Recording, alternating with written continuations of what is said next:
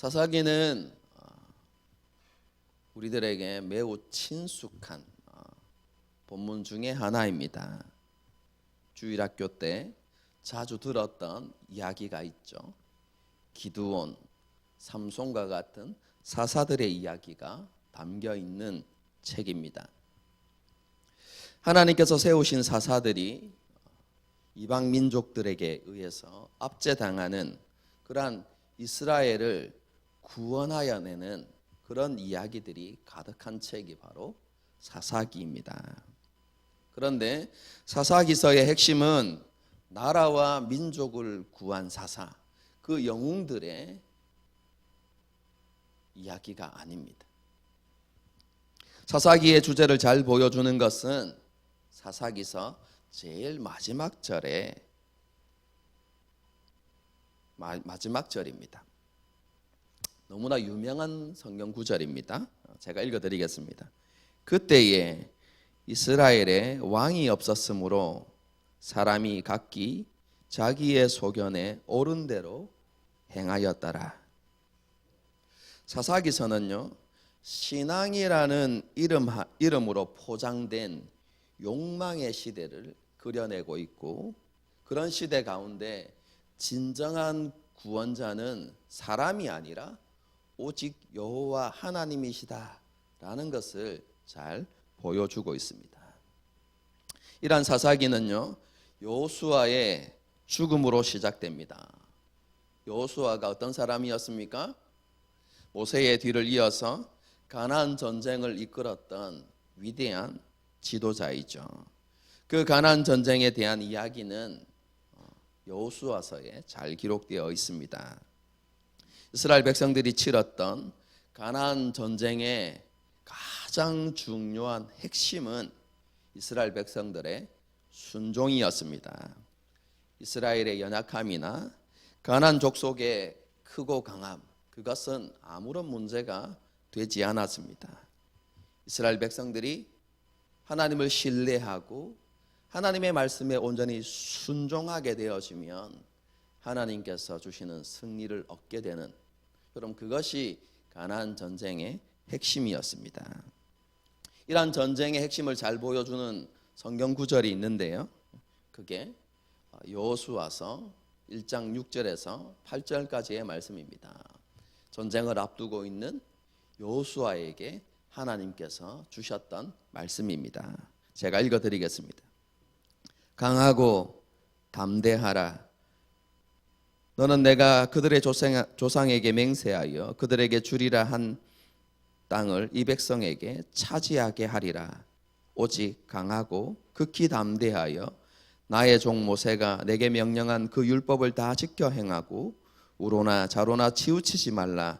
그리하면 어디로 가든지 형통하리니 이 율법책을 내 입에서 떠나지 말게 하며 주야로 그것을 묵상하여 그 안에 기록된 대로 다 지켜 행하라. 그리하면 내 길이 평탄하게 될 것이며 내가 형통하리라. 하나님께서는 가나안 전쟁을 앞두고 있는 여호수아에게 대적을 두려워하지 말고 합당한 전략을 세우고 용기를 내어서 힘을 다해 대적과 싸우라, 이렇게 말씀하시지 않았습니다. 하나님께서 여호수아에게 말씀하신 것은 그 어떠한 것도 두려워하지 말고 마음을 담대히 하여서 하나님께서 명령하신 율법, 그 말씀을 지키라는 것입니다.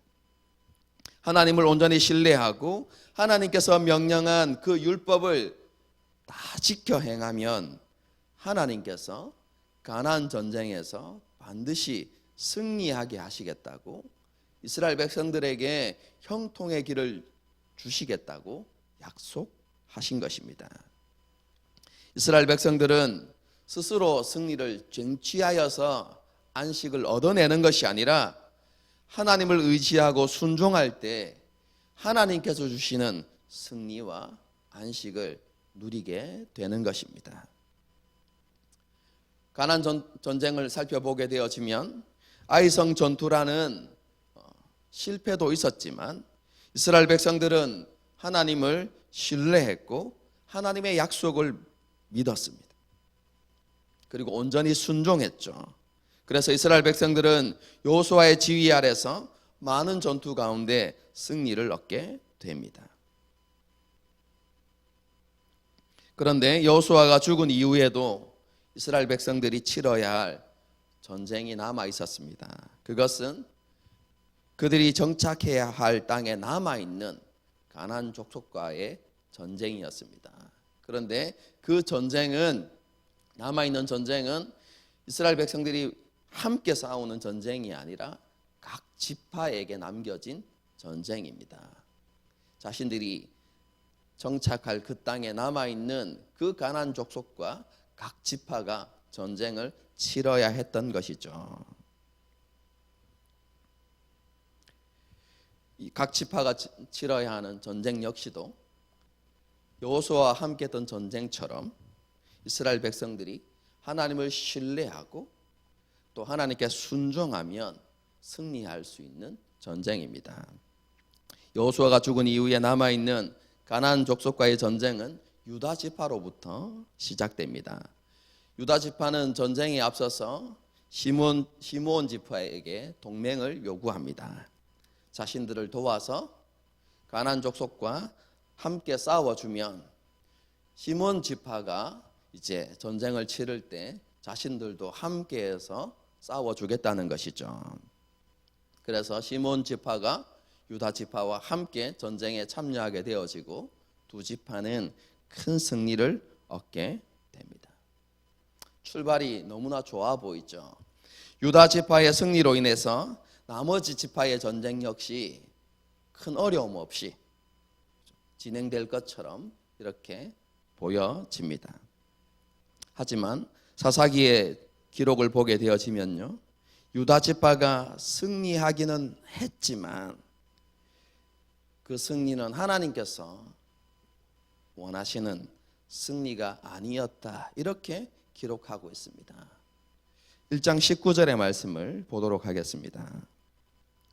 여호와께서 유다와 함께 계셨으므로 그가 산지 주민을 쫓아내었으나 골짜기 주민들은 철병거가 있으므로 그들을 쫓아내지 못하였으며.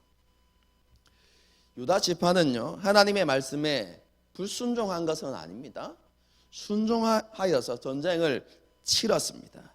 그런데 하나님을 온전히 신뢰하지는 않았습니다. 유다 지파는 자신들에게 기업으로 주어진 땅에 거하는 가나안 족속과의 전쟁을 치르기 위해서는 다른 지파의 도움이 필요하다, 이렇게 생각했습니다. 물론 제가 지금 시므온 지파와의 연합이 잘못된 것이다, 이것을 말하려고 하는 것이 아닙니다. 하나님께서 유다 지파와 함께 하시기 때문에 유다 지파는 다른 지파의 도움 없이도 충분히 그 가나안 족속과의 전쟁에서 승리할 수 있었습니다. 하지만 유다 지파는 그 하나님의 약속을 신뢰하지 못했던 것입니다. 여러분, 그 증거가 우리가 조금 전에 읽었던 1장 19절에 나타납니다. 후반부를 다시 한번 보겠습니다. 그가 산지 주민을 쫓아내었지만 골짜기 주민들은 철병거가 있으므로 그들을 쫓아내지 못하였으며.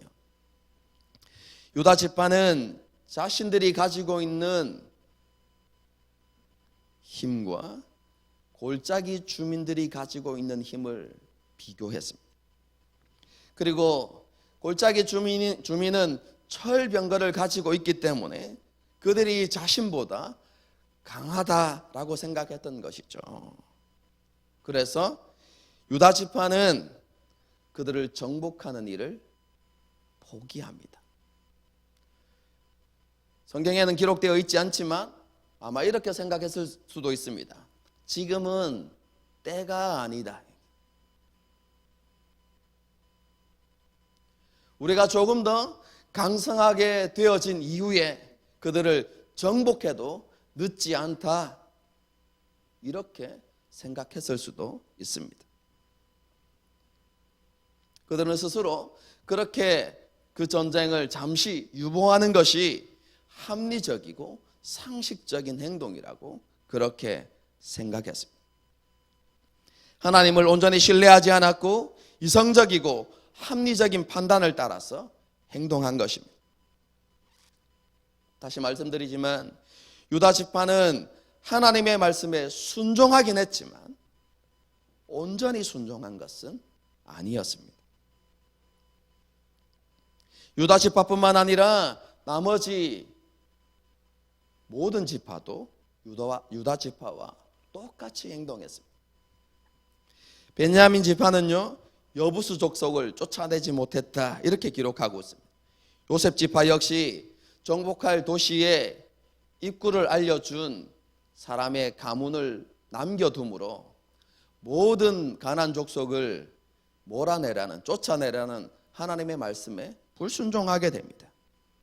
므낫세 지파 역시 여러 주민을 쫓아내지 못하였다고 그렇게 기록하고 있고, 므낫세 지파는 자신들의 힘이 더 강성하여진 이후에 그 가나안 족속을 쫓아내는 것이 아니라 그들을 노예로 삼았다 이렇게 기록하고 있습니다.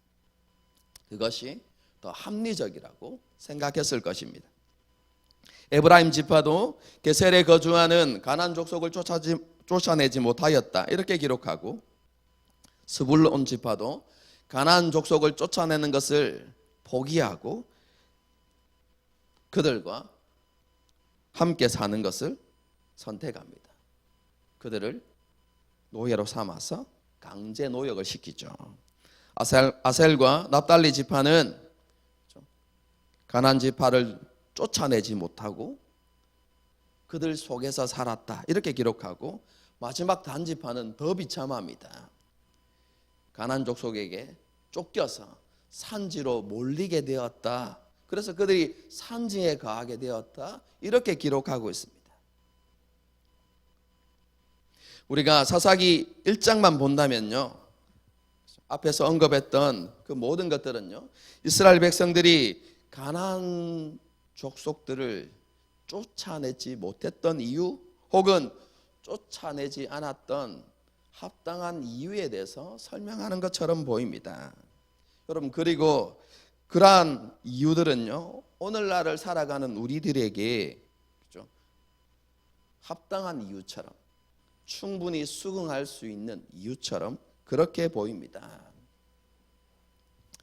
낡아빠진 구식 무기만을 가진 이스라엘이 최첨단 무기인 철병거를 가진 가나안 족속들을 어떻게 이길 수 있겠습니까?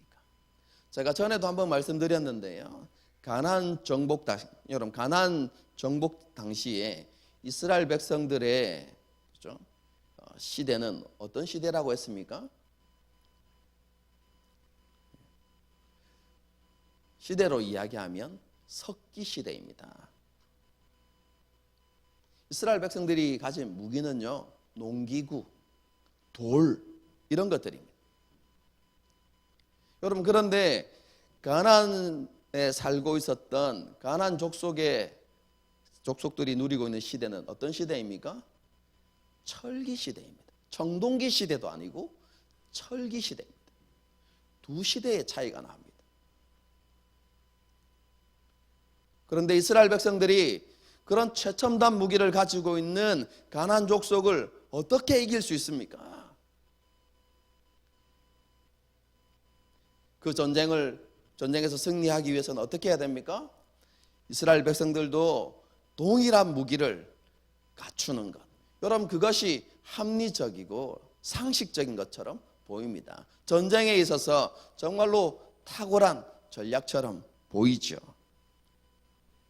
그것뿐만 아닙니다. 가나안 족속을 모두 쫓아내는 것보다 그들을 노예 삼는 것이 더 경제적으로나 사회적으로 합리적인 것처럼 보이죠.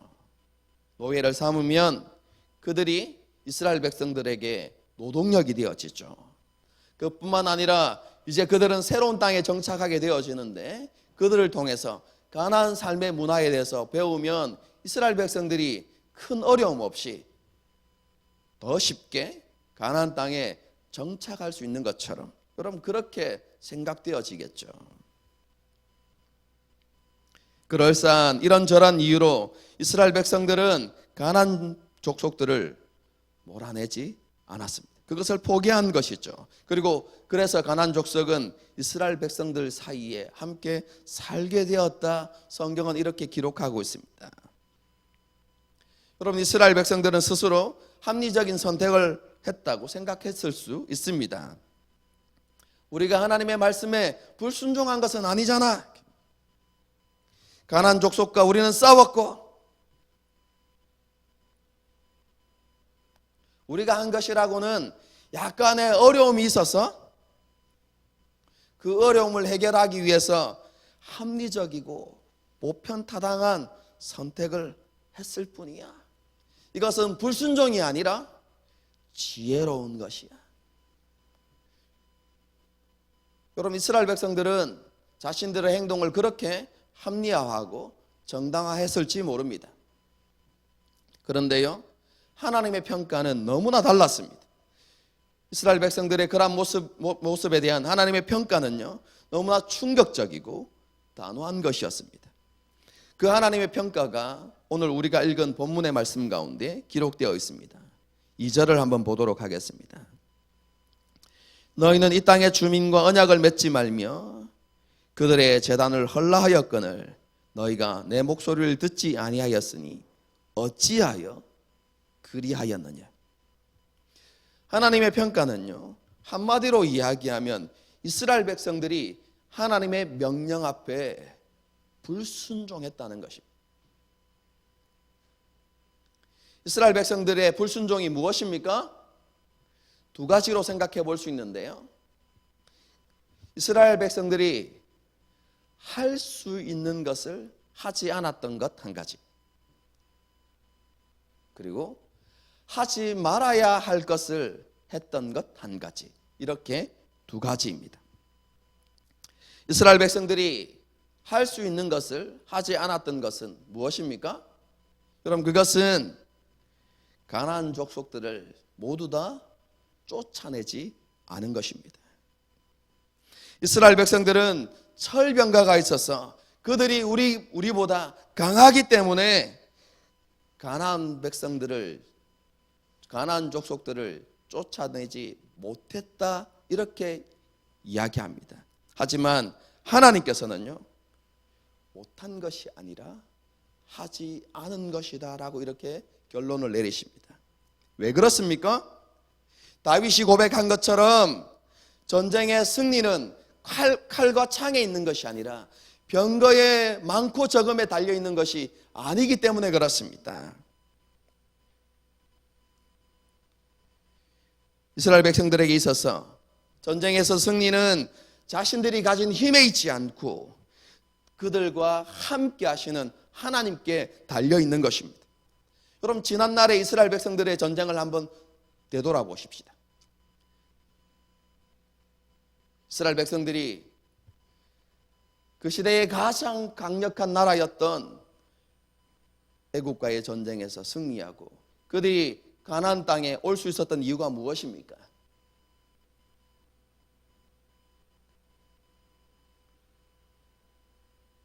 이스라엘에게 특별한 능력이 있어서가 아닙니다. 하나님께서 그들 가운데 함께 하셨고 하나님께서 애굽과 싸우셨기 때문에 그들이 승리를 얻을 수 있었고 그들이 가나안 땅까지 이를 수 있었던 것입니다. 여호수아와 함께 했던 전쟁도 마찬가지입니다. 그들에게 탁월한 전략이 있었고 그들의 군사력이 막강했기 때문에 가나안 전쟁에서 승리한 것이 아니라 하나님께서 군대 장관이 되셔서 그들 앞서 싸우셨기 때문에 그들이 가나안 전쟁 가운데서 승리할 수 있었던 것이죠. 여호수아가 죽은 이후에도 마찬가지입니다. 하나님께서는 분명히 말씀하십니다. 내가 이미 너희에게 이 땅을 기업으로 주었다라고 그렇게 말씀하셨습니다. 이 말은 어떤 의미입니까? 내가 너희와 함께해서 반드시 승리하게 할 것이고 너희는 가나안을 기업으로 얻게 될 것이다. 하나님께서 그렇게 약속해 주신 것입니다. 그런데 이스라엘 백성들은 그 약속을 온전히 신뢰하지 못했던 것입니다.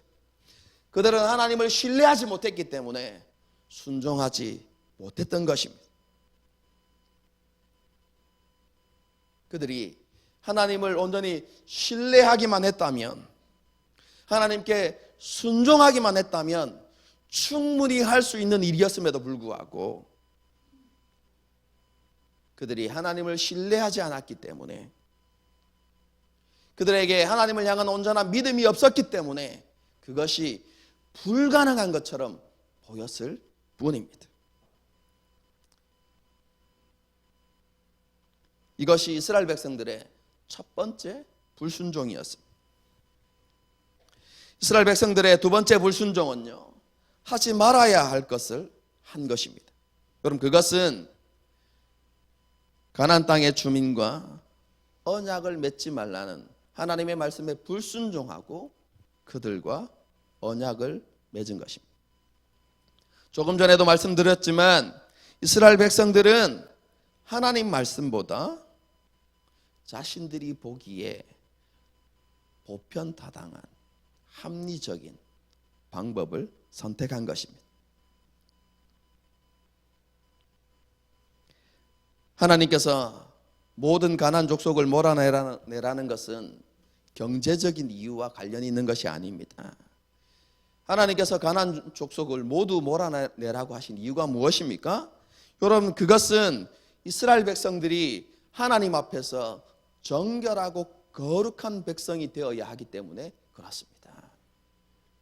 가나안 족속들을 몰아내지 못하면 그들로부터 가나안의 악한 문화를 배우게 될 것이고 타협하게 될 것이고, 결국 그들이 하나님 앞에서 범죄하고 타락할 것을 하나님께서 분명히 아셨기 때문에 그러한 유혹과 위험으로부터 이스라엘 백성들을 지키고 보호하시기 위해서 그 모든 가나안 족속들을 철저하게 다 남김없이 몰아내라고 그렇게 말씀하신 것입니다.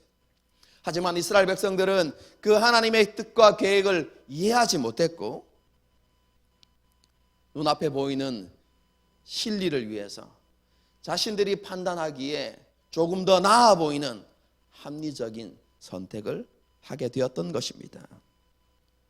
그 결과로 가나안 족속들이 사용했던 제단은 여전히 가나안 땅에 남아있게 됩니다.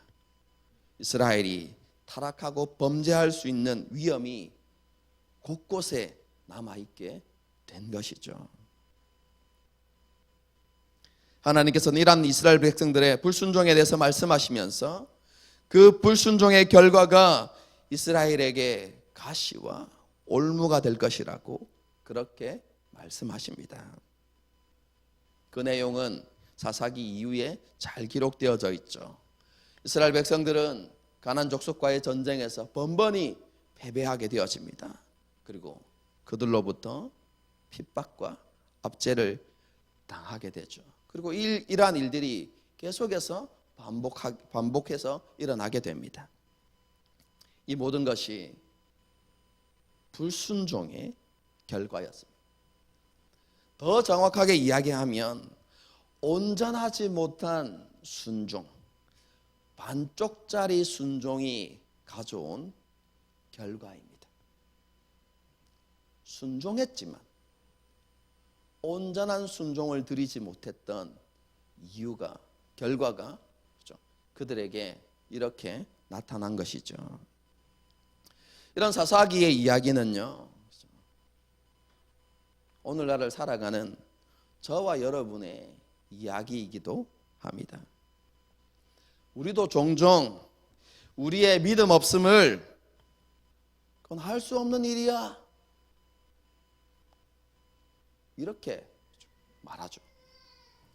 뿐만 아니라 우리가 하나님 앞에 불순종한 것에 대해서, 그렇죠, 그것은 합리적인 선택이고 혹은 어쩔 수 없는 일이었어 이렇게 이야기하는 경우들이 많이 있습니다.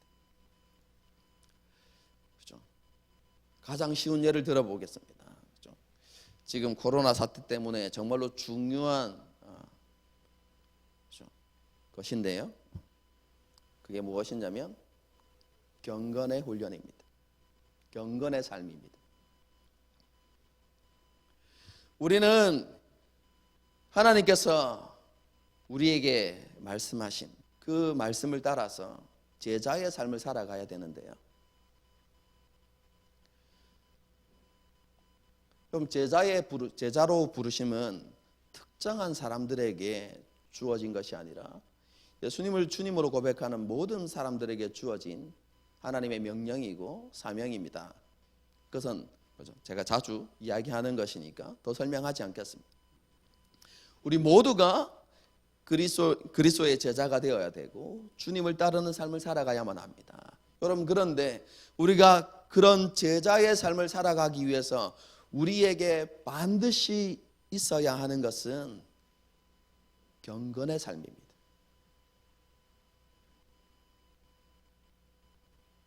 말씀을 읽고 묵상하고 하나님 앞에 엎드리고 기도하는 삶.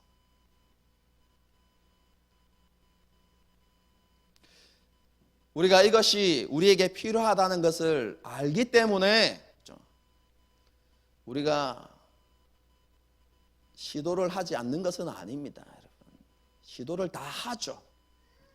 한번 해볼까? 그죠? 그런데요,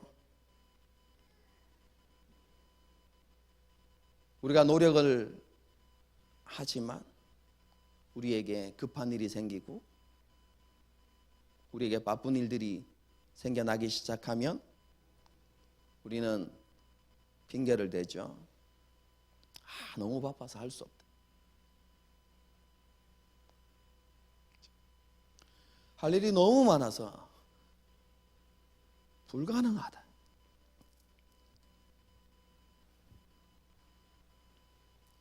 하지만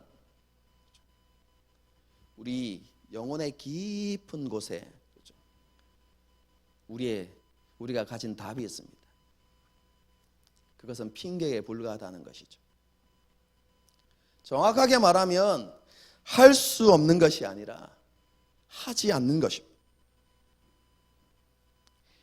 내 것을 포기할 수 없기 때문에 혹은 포기하고 싶지 않은 마음 때문에 우리는 할 수 없다고 이야기하는 것이죠. 혹은 어렵다고, 하기 어렵다고 그렇게 이야기하는 것이죠.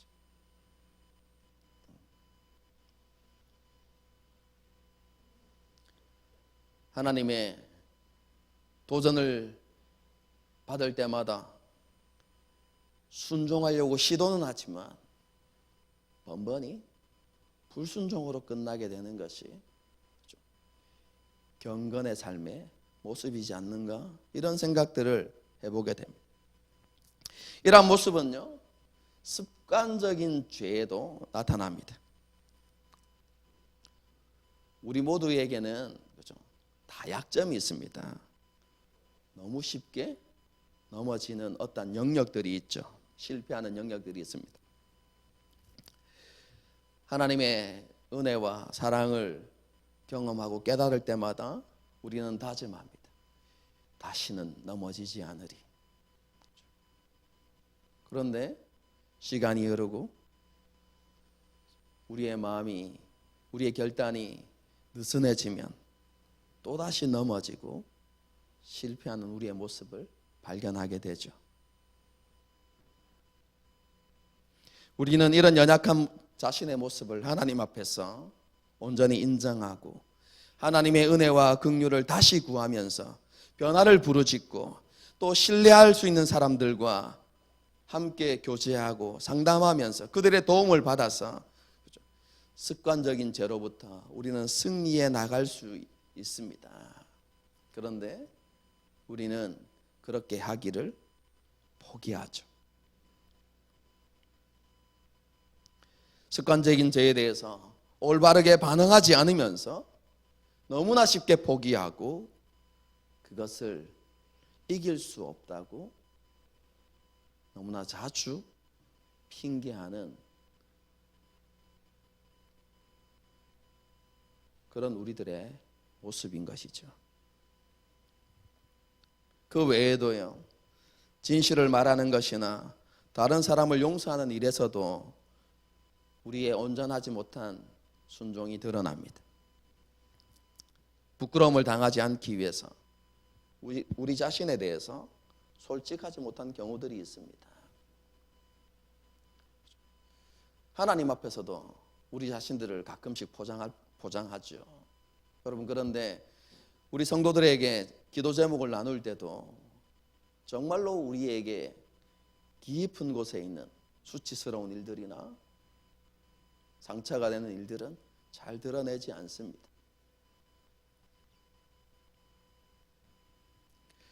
우리 자신에게 피해가 될 것이 두려워서 진실을 피할 때가 많이 있습니다. 다른 사람이 혹시나 나를 싫어하게 되진 않을까? 이런 염려 때문에, 혹은 다른 사람이 나를 이상하게 보지 않을까? 이런 생각들 때문에 우리는 진리를 버리고 위선을 선택할 때가 많이 있습니다.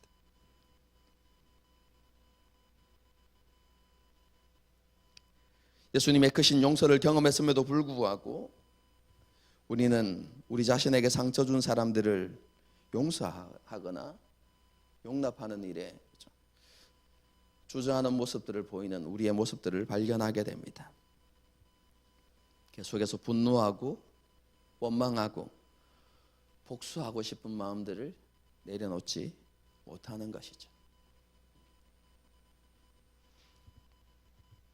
그 외에도 많은 예가 있지만 앞에서 언급한 모든 것들은 하나님의 뜻이 무엇인지 알면서도 우리가 하나님 앞에 온전히 순종하지 못하는 모습들입니다.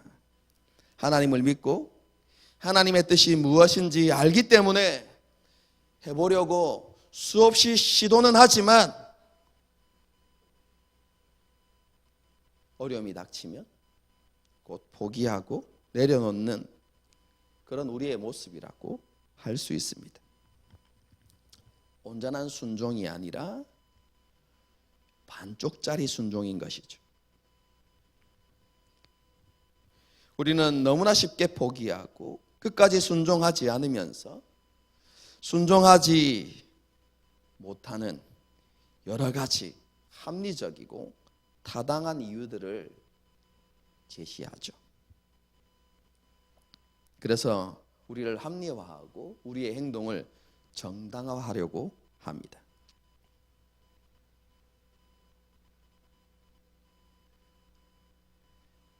하지만요,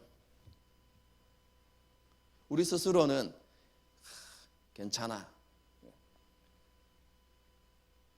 라고 하면서 합리화했다 할지라도 하나님은 그렇게 평가하지 않으십니다. 하나님은 우리의 모습을 정확하게 평가하십니다. 우리가 제시하는 이유들은 변명이고 핑계에 불과하다고 말씀하십니다. 왜냐하면요, 성경은 하나님께서는 우리가 감당치 못할 시험은 허락지 않으신다고 말씀하고 있기 때문에 그렇습니다. 여러분, 이것을 조금 더 쉽게 풀어서 여러분에게 말씀드리면 이렇습니다. 하나님은 우리를 순종할 수 없는 자리에는 두지 않으십니다. 이해되십니까? 아무리 어렵고 힘든 상황이라 할지라도 여러분, 그 순간은 우리가 하나님 앞에 순종하지 못하는 상황이 아니라는 것입니다. 하나님은 우리를 그런 상황 가운데 절대로 내버려 두지 않으십니다. 뿐만 아니라 하나님께서 우리에게 요구하시는 것은요, 우리에게 불가능한 것이 아닙니다.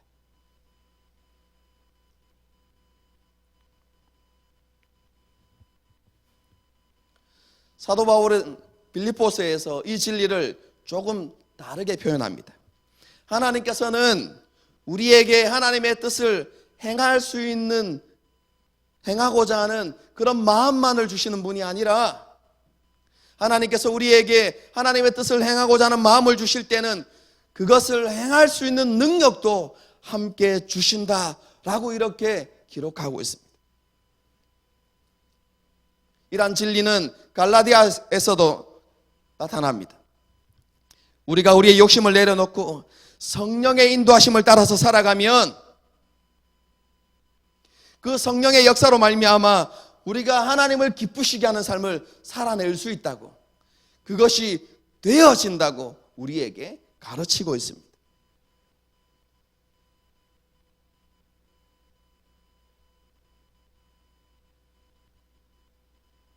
할 수 없는 것이 아니라 하지 않은 것입니다. 우리는 사사기를 통해서 온전하지 못한 순종, 반쪽짜리의 순종은 결국 우리를 완전한 불순종으로 이끌어간다는 사실을 우리는 다시 한번 깨달아야만 합니다. 이만하면 됐어 라고 하면서 우리의 신앙이 그 수준 가운데 계속해서 머물 것 같지만 여러분, 그것은 착각입니다. 사사기에서의 말씀을 살펴보십시오. 그들이 합리적인 방법을 선택하고 반쪽짜리 불순종을 한 그 결과가 무엇입니까?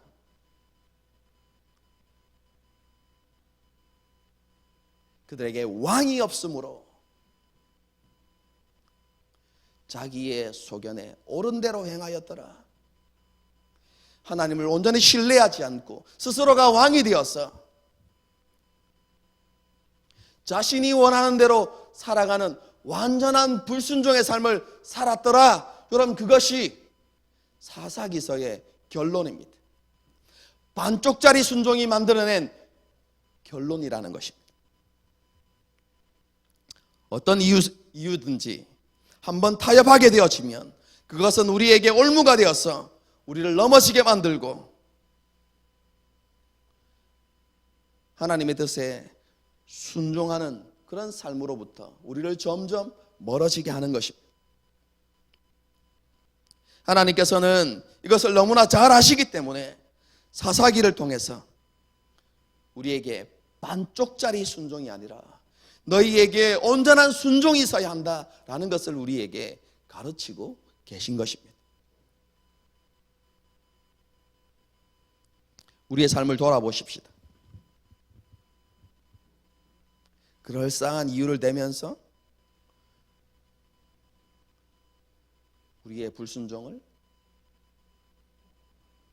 합리화하고 있지는 않은지,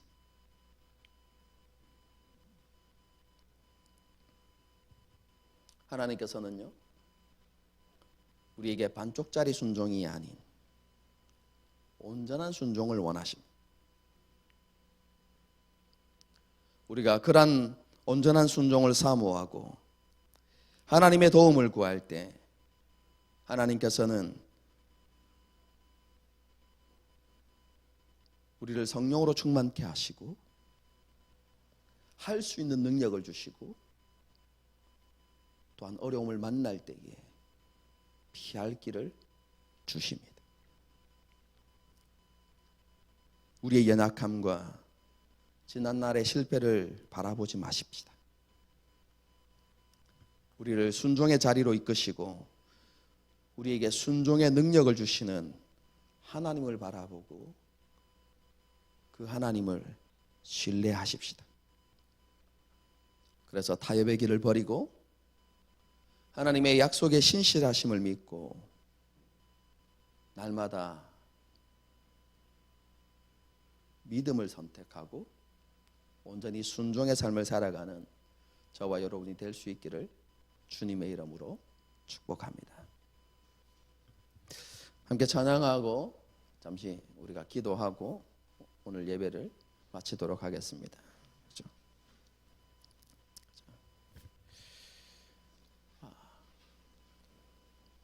승리의 비결은 내려놓는 것입니다. 하나님께 맡겨드리는 것이죠. 하나님을 의지하는 것.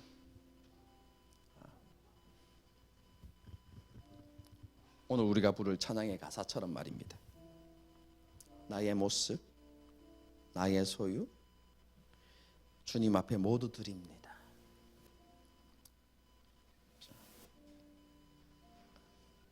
그럼 그렇게 하는 것이 승리를 누리며 살아가는 비결입니다.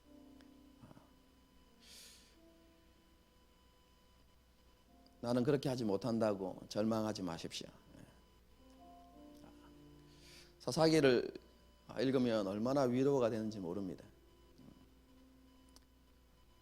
이스라엘은 끊임없이 실패하거든요, 우리처럼. 그런데 하나님은 끝까지 포기하지 않으시거든요.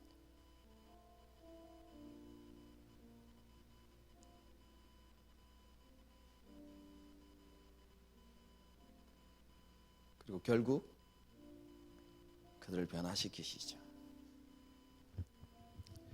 여러분, 이 시간에 그죠? 부족하고 연약하지만 그래도 믿음을 일으켜서 하나님 앞에 결단하면서 고백하십시다. 오늘 또 저 교회 문을 나가는 순간 실패하고 넘어질지 모르지만 하나님 이 시간만큼 하나님 앞에 결단합니다. 나의 모습, 나의 소유, 어제 일뿐만 아니라 오늘 일도, 내일 일도, 우리의 꿈과 희망도, 우리의 모든 소망과 계획도 주님께 드립니다. 주님을 신뢰합니다. 우리가 그렇게 하나님 앞에 고백할 수 있었으면 좋겠습니다. 함께 찬양하시겠습니다.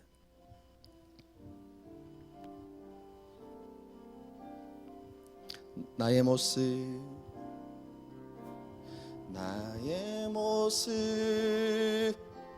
나의 소유, 주님 앞에 모두 드립니다.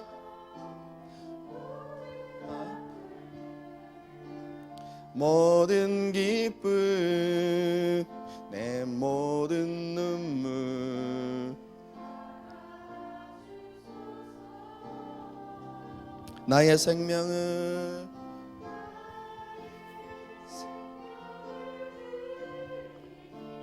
주 영광 위하여 사용하옵소서. 내가 사는 날 동안에 주를 찬양하며 기쁨의 제물 되리. 나를 받아주소. 어제 일과 내일 일도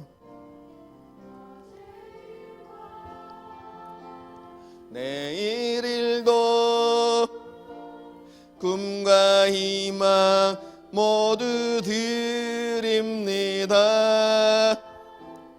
모든 소망, 모든 계획, 내 손과 마음, 나의 생명을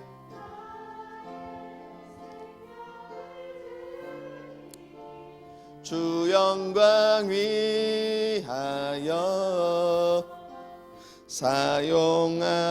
사용하옵소서.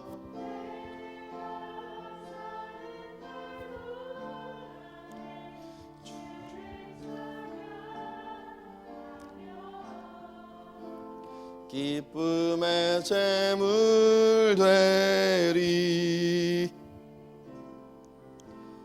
나를 받아주소서.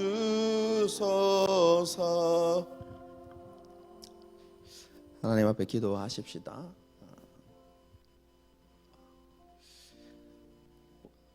이게 맞는 표현인지 모르겠지만 우리 안에 거룩한 불만이 있었으면 좋겠습니다.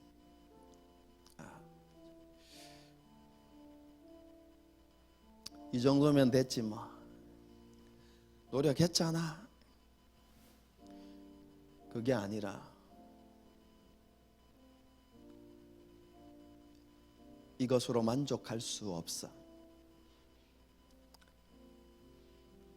하나님 앞에 온전한 순종을 드리기까지 만족할 수 없어. 그럼 그런 거룩한 불만 우리 가운데 있었으면 좋겠습니다. 하나님 앞에 우리의 부족함을 고백하고요. 하나님, 그렇습니다. 너무나 쉽게 타협하고 넘어지고 내 수준에서 만족하고 그렇게 하나님 앞에 부족하고 연약했던 우리를 용서하여 주시고 긍휼히 여겨 주시고 우리의 마음을 새롭게 하시고 우리의 결단을 다시 일으켜 주시옵소서. 하나님 앞에 온전한 순종을 드릴 수 있는 우리가 되게 해달라고. 그리고 그 온전한 순종은 하나님을 향한 온전한 믿음으로부터 시작됩니다. 하나님 우리의 믿음 없음을 불쌍히 여기시고 우리에게 믿음을 다하여 주시옵소서. 우리가 이런 기도 제목들을 가지고 함께 기도하고 제가 마무리 기도하고 예배를 마치도록 하겠습니다. 기도하시겠습니다. 그렇습니다.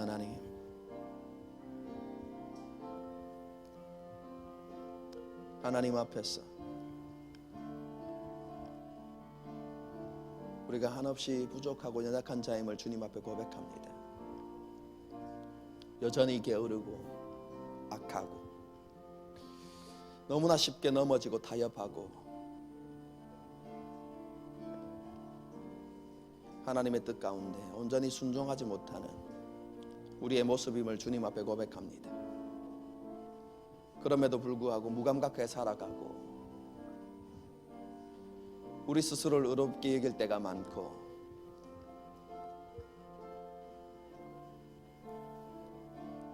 우리 행동을 합리화하고 정당화할 때가 너무나 많음을 주님 앞에 고백합니다. 하나님 앞에서 우리의 부족함과 연약함을 하나님 앞에 정직하게 내려놓을 수 있는 우리가 되게 하여 주시옵소서. 그리고 우리 안에 정말 거룩한 열망들이 우리 가운데 일어날 수 있도록 주님 도와주시옵소서. 지금의 모습에 만족하는 것이 아니라 우리 믿음의 사람들이 보여주었던 온전한 순종을 위하여서 그런 순종을 드리기 위하여서 하나님 앞에서 우리 자신들을 구별하고 하나님 앞에서 몸부림치는 우리 모두가 될 수 있도록 주님께서 도우시고 역사하시고 하나님 기름 부어주시기를 간절히 바라고 소망하며 나아갑니다. 하나님 우리 모두에게 하나님 이 놀라운 은혜를 우리 가운데 부어주시옵소서. 하나님의 은혜를 우리 가운데 부어주시기를 간절히 바라고 소망하며 나아갑니다. 하나님 기도합니다. 하나님 기도합니다. 우리를 변화시켜 주시고 하나님 우리를 새롭게 하여 주시옵소서. 하나님 우리의 믿음 없음을 불쌍히 여기시고 우리에게 믿음을 더하여 주시옵소서. 지금도 살아서 역사하시는 전능하신 하나님, 그 하나님에 대한 온전한 믿음을 우리 가운데 허락하여 주시고 그 믿음으로 우리가 온전한 순종을 하나님 앞에 올려드리는 그런 우리가 될 수 있도록 하나님 믿음으로 삶을 살아내는 우리가 될 수 있도록 주님께서 도우시고 역사하시고 하는 기름 부으시옵소서. 하나님 우리의 순종이 반쪽짜리 순종이 아닌 정말로 하나님께서 원하시는 온전한 순종이 되어지기까지 하나님 앞에서 끊임없이 우리 자신들을 내려놓고 드리고 하나님을 신뢰하는 그런 삶을 살아가는 우리 모두가 될 수 있도록 주님께서 도우시고 역사하시고 하나님 기름 부어 주옵소서. 주님 역사하여 주시고 은혜 다하여 주옵소서. 주님 기름 부어 주옵소서.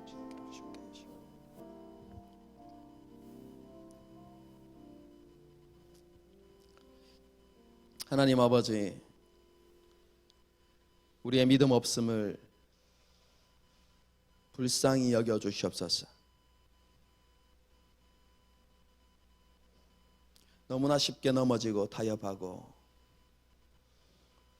하나님 앞에 불순종한 우리의 모습들을 주님께서 불쌍히 여기시고 우리에게 믿음을 다하여 주시옵소서. 우리 믿음의 선조들이 가졌던 그 하나님을 향한 온전한 믿음이 우리 가운데 있게 하시고 그 믿음을 따라서 온전한 순종을 하나님께 올려드리는 우리 모두가 되게 하여 주시옵소서. 이것을 위하여서 날마다 우리를 하나님의 말씀 앞에 세우고 하나님 앞에 엎드려서 우리의 연약함과 부족함을 고백하고 하나님의 도움을 구하고 성령의 충만함을 간구하며 살아가는 우리가 되게 하여 주시옵소서. 하나님께서 우리에게 하나님의 뜻을 행하고자 하는 소원만을 주시는 것이 아니라 할 수 있는 능력도 함께 주신다고 약속하셨사오니 우리에게 거룩한 소망과 또 할 수 있는 능력이 우리 가운데 더딥혀지게 하여 주시옵소서. 한 주간을 살아갑니다. 오늘 주신 말씀을 기억하면서 반쪽짜리 순종이 아니라 하나님께서 정말로 기뻐하시는 온전한 순종의 삶을 살아내기 위하여서 날마다 주님을 의지하고 주님과 동행하는 우리 모두가 되게 하여 주시옵소서. 주 예수 그리스도의 은혜와 하나님 아버지의 무한하신 사랑과 성령님의 위로가 충만하심의 역사가 이 자리 머리 숙인 사랑하는 주의 백성들과 그들의 가정과 모든 앞날과 걸음들 위에 우리 하늘시민교회 위에 지금부터 영원토록 함께 하시기를 축원하옵나이다. 아멘.